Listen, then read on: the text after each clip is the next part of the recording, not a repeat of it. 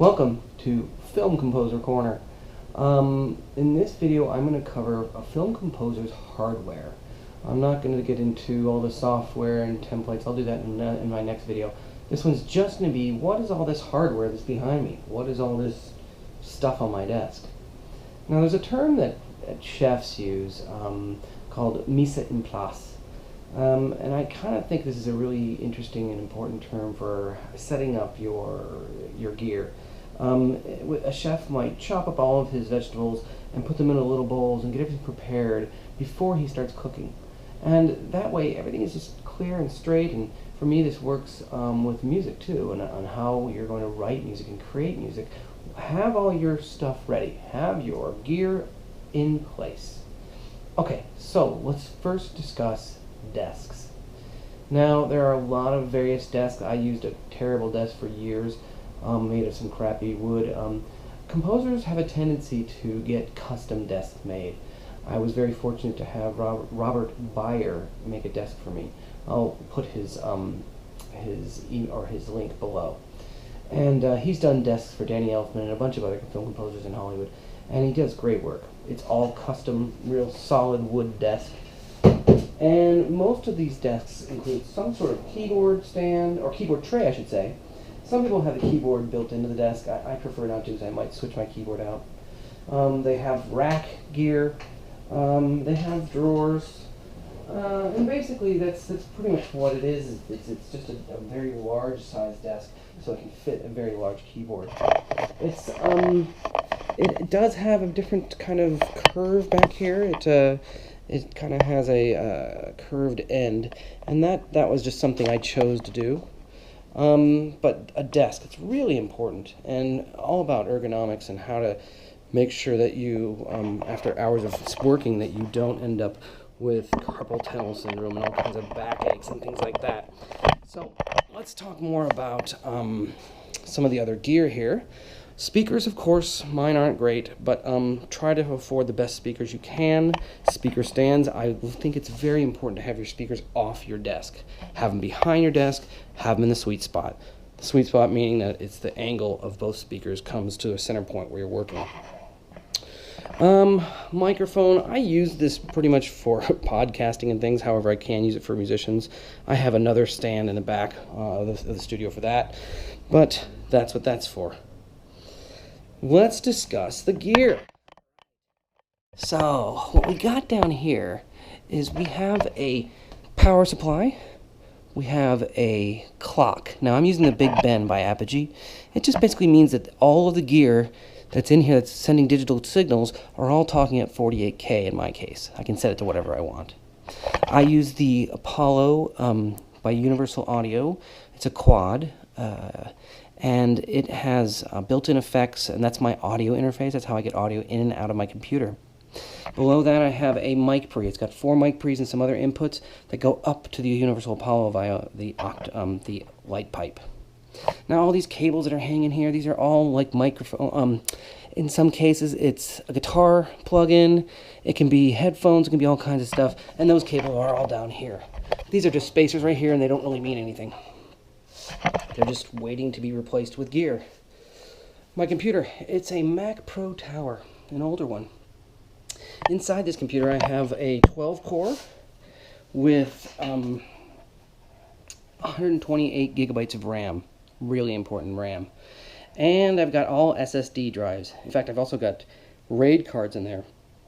And the RAID cards have SSDs on them, and they're just screaming fast. It's a speed thing more than anything else. Okay, so let's see. The next thing I want to discuss on this gear subject is my laptop here is running the video. I think that there are basically 4 areas of a film composer's desk. Let's take a look at the overview shot here. If you look at this picture, it's kind of done in areas. So far left is video. Second monitor, I should say the first monitor, is all the MIDI. You've got the middle for editing, and then you've got the far right monitor for audio. So, video. I'm using VideoSlave 3, and I host all the videos in here. The different reels are all here.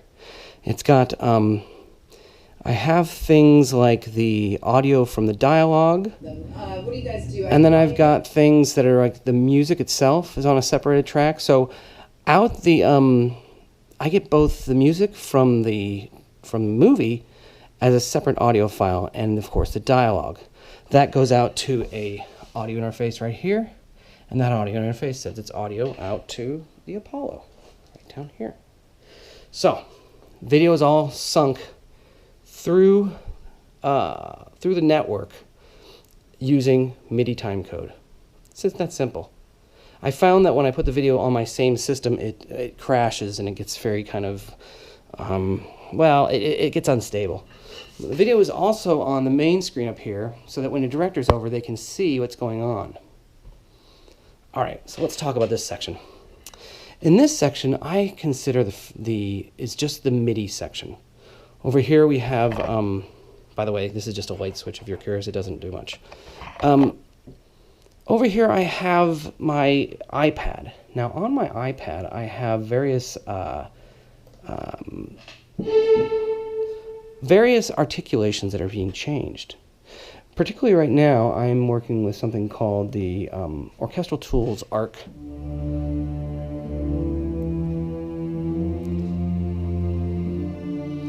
Now if I needed something like that was a little more short sounding, I would go to my ARC palette here, my ARC page, and I would pick spiccato. So I've programmed these things to, if I hit them, you can hear it change from a staccato to a sustain. That all happens when I go up here, and if you look closely, you'll see, I can see it's right now on sustain. If I hit staccato, it should switch. It's a little hard to see, but it's right there is the spiccato, and it lights up. The icon lights up. So now I'm going to go back to the sustains. You can't see it on this video. But there it is.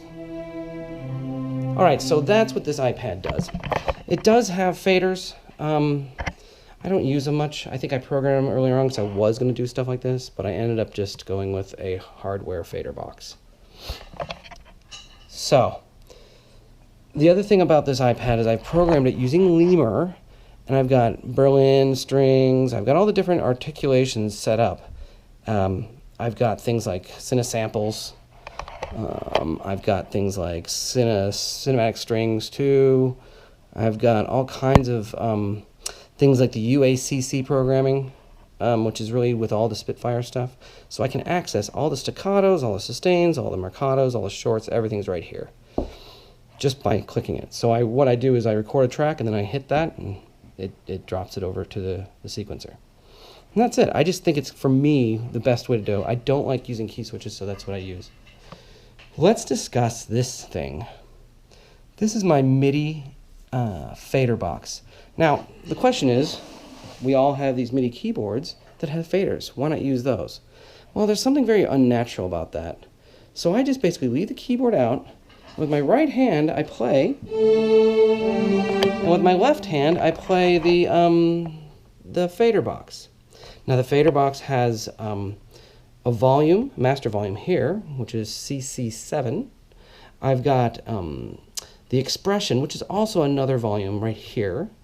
I have the mod wheel here, which is CC1. And then I have this one, which is CC2, which I use for vibrato. Now, not every program or patch uses that. So, you know, when you're making these choices, you just have to make sure that you, you know, find the right setup for yourself. You know, I think it's something that just not everything does it. Let's take a listen for a second. I'm going to put this down because I can't hold both of these, but I just imagine I have two hands on two different things here. So, my left hand is here, and I'm playing, and you can hear, if this is volume,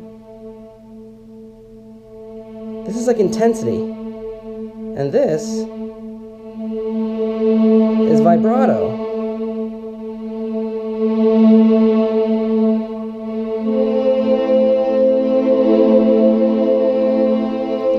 that's pretty much how us composers work. We have our hands constantly here. Now I want to make a note here. My desk, as you see, is quite a lot of space. I can't understand why composers have so much gear on their desk that they can't even sit comfortably. Remember, you're going to be sitting for hours on your desk. So the more your wrist can be comfortable, the better off you'll be. I also kind of make sure that my fingers kind of are just very comfortably here. If you look at a man's finger, we have this finger is a little longer. So I have this kind of built in where this gets comfortable, this movement of volume versus mod wheel versus vibrato. It kind of becomes an extension of my hand, and this finger being longer. On women, it's going to be a little bit of the opposite, so you might want to change that around. All these buttons have different functions, but pretty much these 3 faders is almost all I use. Occasionally, I'll do this when I'm working with a synth, and that is volume and mod wheel, because sometimes the expression is not programmed. Okay, so that is the talk on the MIDI section of my desk. Let's discuss this middle section. The middle section is where I do all the editing. I'm using a program called Cubase, and I record in these tracks, and in these tracks I have notes. These notes down here get edited, and that's where I basically can select things and change their velocity, change their volume. Composers, we sit here for hours looking at this stuff, and that's pretty much what our whole day is manipulating these little bits of information. Now, we can do that with a mouse, but what a lot of us like to do is get some sort of pad, and that's what this is. Also programmed with Lemur, this is an iPad Pro, and basically if I need to do some MIDI editing or controller editing, I can move these things. If you watch this, I'll move it to the right a little bit. And that's the ends that are moving to the right. I can move the whole piece. You can see that they're jumping around. So all of this stuff is manipulative by this front panel here. I can change and alter all the MIDI information. And that is our notes. This MIDI information is our notes. And that's the tracks up there. So this is what we do. We sit here in front of this desk for hours, editing this music to these movies. Let's moving over to the right a little bit. Here I have a TC level pilot. Now I'll probably get something different soon enough. That's one of the upgrades besides speakers I need to do in my studio. And this is how you control your master volume. There are some other better options out there. The Grace Design is a wonderful one, and the Dangerous Music has a nice monitor control. And that usually consists of something in a rack over there and then a giant knob. It's likely I'll get that switched out soon enough. On this far right here, I have the audio section. So my keyboard, whether I'm working in Cubase or Digital Performer or anything, my mixer is right here. And this consists of plugins like reverbs, sends, and reverbs. I don't have much going on right now. I've got a little delay on one track, but that's about it. And all these faders are just my instruments in various states of mute and other such things being edited and stuff like that. On the far end, I've got my main faders. And these faders are the mains, the dialogue from the movie, the mix, that's the music I'm working on, the temp music, that's music that the directors or producers have put in, or the editor, I should say, then an other, which could be anything else other that I might even put in, and then click, the click sound. Those are controlled by another iPad, a third iPad, and I'm running PT Control, which is a Pro Tools control program. And this program will work via Yukon, either in Cubase or Digital Performer or Logic or anything, Pro Tools, of course. You can hit play and things like that, but I don't usually do that. That's just a one way of working, but I don't do it. And so this audio is all controlled right by this pad. This iPad controls my editing and my various windows I need, and this iPad controls the MIDI, just the MIDI selection of things. I have this hardware for the faders of MIDI. Doesn't do anything with audio, it's just basically MIDI. And this volume for the master volume. And that's pretty much my desk. That is pretty much how most composers I know work. They might switch the arrangement around, but pretty much that's the same for all of us. And we sit here for hours, kind of going through and listening to our tracks. If this is in sync, I can show you something I'm currently working on. The video is up there. The audio is down over here. I can take the dialogue, turn it down, turn it back up. I can take the music, I can turn that down or turn it up.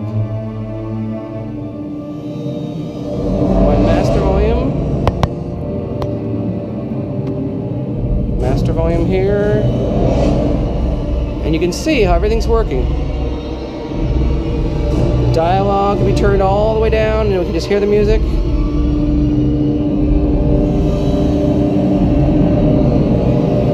Or I can, like I said, change just the music sound. And now all we hear is a dialogue. Obviously I'm working on a monster movie. And that's it. That's what we have. That's how we do it. We sit here for hours doing this kind of work. Subscribe if you like the channel. Like the video if you like the video, and I'll see you for the next one.